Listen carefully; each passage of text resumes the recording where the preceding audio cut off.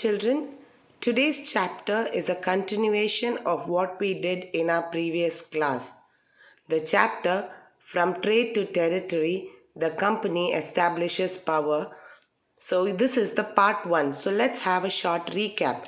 So we had learnt about the East India Company, how it came into India for trade and later started ruling our country. So how history is divided and what Aurangzeb did. And what did actually the East India Company do in India. Then we had learnt about the famine that was given to Aurangzeb and also about Murshid Quli Khan, his grandson Sirajuddaulah. So this is also about the Battle of Plassey and the Battle of Buxar. So the Battle of Plassey fought by Sirajuddaulah and Robert Clive, and the Battle of Buxar by Mir Jafar. So this is about the first part of this chapter. Today we are going to go to the second part. So after the Battle of Buxar, the British thought, why should there be a Nawab? Let themselves be a Nawab. So the company officials became the Nawab of this period. So they wanted more authority and more power. So once they became the Nawab, they started having the feeling of getting more and more power and authority. They wanted to have a luxurious life. So this is very common. So they become a Nawab and they want obviously have a luxurious life. So they were given huge land, money by the local rulers. Why do you think they were given huge land and money? Because the local rulers did not want to have a conflict or a fight with them. So at that time, Robert Clive was going to become the Governor General of Bengal in 1764. And before becoming the general, Robert Clive actually became very rich. He inherited a lot of property and lot of money. So this created a small doubt between the British Parliament as to how Robert Clive became so rich. So they had actually cross-examined him in 1772. So in 1764 he was supposed to become the Governor General, and in 1772 the British cross-examined him and later he was set free. So there was no accusation over Robert Clive, but in 1774 he committed suicide. Slowly the company rule expanded. They actually used a lot of different variety political and economic method. Their variety of using political and economic method are like they started the subsidiary alliance. So the subsidiary alliance was started by Lord Wellesley. So Lord Wellesley actually what he planned is none of the Indian kings are supposed to have their own army. So the Indian kings or Indian rulers could not have their own armed forces. The company used to give them armed forces and the kings had to pay for their maintenance. So just imagine, they are not supposed to have army. The company will give the army men and they have to pay the maintenance for them. And if they fail to give the maintenance, a part of their territory was taken. So a part of territory was taken by the British. So this was actually the subsidiary alliance by Lord Wellesley. Now we see about Tipu Sultan. Tipu Sultan was also called the Tiger of Mysore. So Tipu Sultan was called the Tiger of Mysore and he had a very strong state. So the company actually faced a lot of issues politically and economically from Mysore because the Tipu Sultan state was not allowing the company to enter. So this was a very strong state ruled by King Hyder Ali, that is in 1761 till 82, and later his son Tipu Sultan from 1782 to 99. As I said, they were strong rulers. Tiger of Mysore. He got this title. It was said that once he fought a tiger unarmed.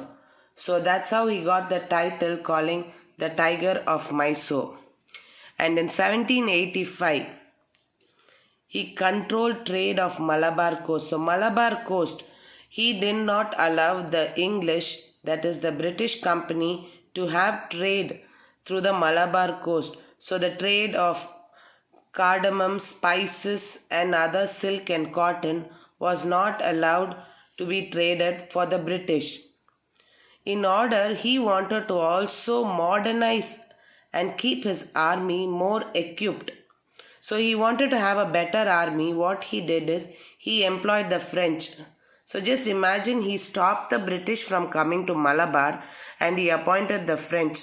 So automatically the British became very angry. And they had fought 4 wars. That is from 1767 to 69, 1770 to 84, and 1789 to 92, and the last war was 1799. So all these 4 wars fought between the British and Tipu Sultan of Mysore was called the Anglo-Mysore War. And he died, that is Tipu Sultan died in 1799 at Srirangapatnam. So in the last war, Tipu Sultan died. And later the Vodeyars became the kings of Mysore with the condition of the subsidiary alliance. So they made the Vodeyars the king of Mysore with the order that he should not have his own army and he should only have the army appointed by the British and he should pay the maintenance. And if he failed to pay, he is supposed to give a part of his territory to them. So now the Mysore was taken over by the Vodeyars under the British rule. And next came the Marathas. So slowly, every time the British tried to clear up one place, they had to fight another war. So just imagine, they had a war in the Bengal, then now at Mysore, and now comes the Maratha. So this was another new issue for the British company. The war with Marathas. So the Marathas actually were trying to get into India through Delhi. So they aiming India through Delhi. And then they were divided into many states. And over there, Mahadaji Scindia and Nana Fadnis, these two were the famous rulers and the famous soldiers of the Marathas. The 2 famous soldiers, Mahadaji Scindia and Nana Fadnis, fought many wars. So the second Anglo-Maratha war. So first we learnt about the Anglo-Mysore war and now we are seeing the Anglo-Maratha war. There were many wars. So we'll talk about the second war.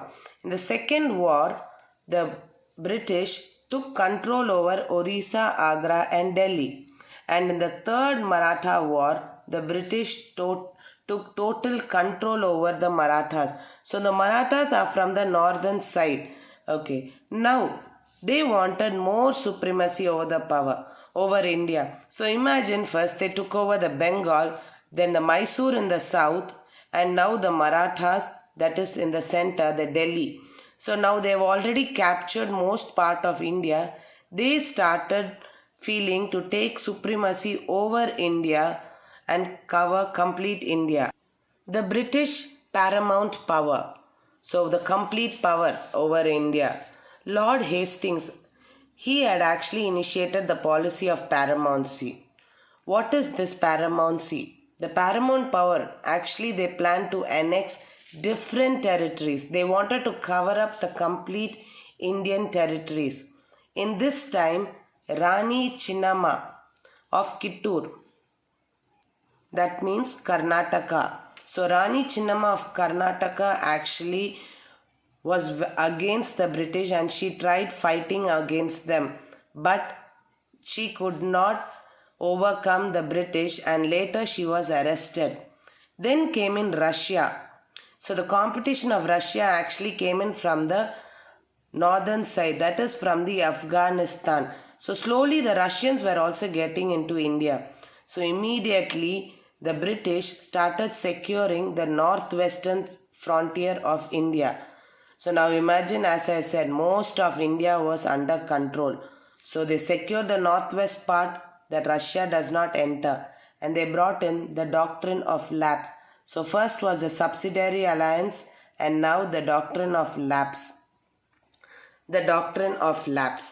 This doctrine of lapse was brought in by Lord Dalhousie. Just for you people to remember by the name doctrine of lapse. Doctrine and Dalhousie, D and D. Just keep this in mind, children, so that you don't get confused with the name. So doctrine of lapse by Lord Dalhousie. What does this mean? So this means if an Indian king does not have a male child, his territory or his kingdom will be taken over by the British. So this was like a story of Rani Lakshmi Bai, who actually had an adopted son. Because she did not have a child, they had adopted a son. So her property was taken over by the British. So if a king or a queen does not have a male child, the British will take over their property. So I have drawn it here, children. Just see. Indian king who has no son, the British will take over his territory. This is the doctrine of lapse. So now comes the setting up of a new administration. Warren Hastings, the first Governor General of Bengal. So children, don't get confused with Lord Hastings. Lord Hastings and Warren Hastings are two different people. Warren Hastings, the first Governor General of Bengal, he decided to divide the administration into three presidencies, that is Bombay, Madras and Bengal. So he divided them into three presidency states, and he brought in the criminal court and the civil court. So the courts were introduced by Warren Hastings, and he also introduced a new power, the collectors. So the work of the collector was to collect the revenue and the taxes and also maintain law and order. So this was the work of the collector, and these are the three presidency states.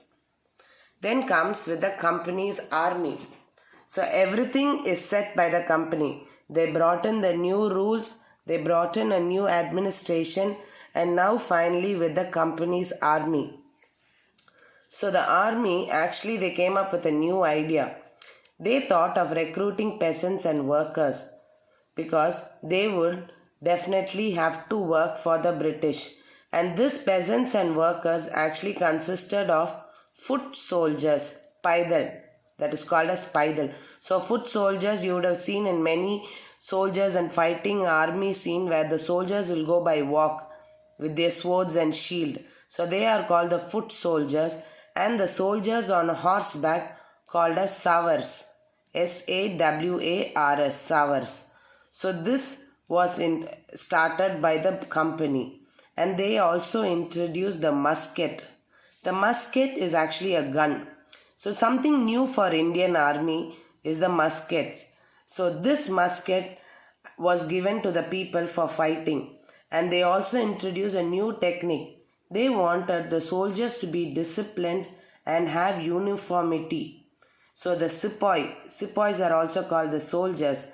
So the sepoys of India are supposed to be disciplined and have unity. So now these muskets, that is the guns, actually needed cartridges for working. Cartridges are like the bullets. Okay, these cartridges were used by these slaves and peasants and workers. And slowly the usage of these muskets created the revolt of 1857. This is another totally new revolt, children, which we will be learning in the next chapter. So over here we will just start going through the company's army. So the company's army brought in new ideas. They recruited peasants and workers, and their army consisted of foot soldiers, that is called the paidal, and the soldiers on horseback called as savars. And the company introduced muskets. Muskets means the gun. And they also wanted to have a new technique of discipline and uniformity among the Indian soldiers. That is also called the sepoys. So I hope this lesson is clear for you all. So the complete lesson is done today. Thank you, children.